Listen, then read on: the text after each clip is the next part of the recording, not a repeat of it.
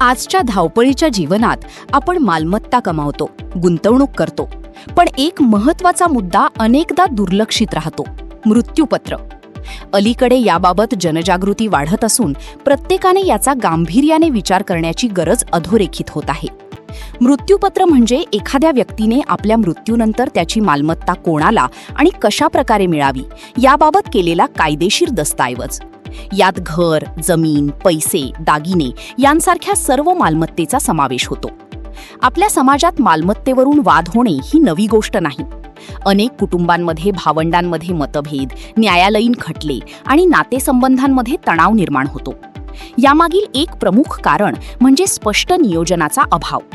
अशावेळी मृत्यूपत्र हा एक प्रभावी आणि सोपा उपाय ठरतो. तो केवळ मालमत्तेचे वाटप स्पष्ट करत नाही, तर कुटुंबातील संभाव्य वादही टाळण्यास मदत करतो.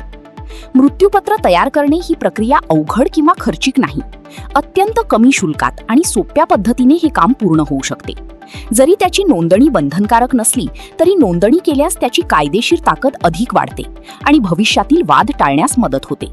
तरीही अनेक जण नंतर करू या विचाराने हे टाळतात आणि याच दुर्लक्षामुळे पुढे अडचणी निर्माण होतात. एकूणच मृत्यूपत्र हा मृत्यूचा विचार नसून आपल्या कुटुंबाच्या सुरक्षिततेचा विचार आहे. योग्य वेळी घेतलेला हा निर्णय आपल्या प्रियजनांना भविष्यातील ताणतणाव, आर्थिक वाद आणि मानसिक त्रासापासून वाचवू शकतो. त्यामुळे प्रत्येकाने याबाबत जागरूक होऊन योग्य नियोजन करणे हीच खरी जबाबदारी ठरते.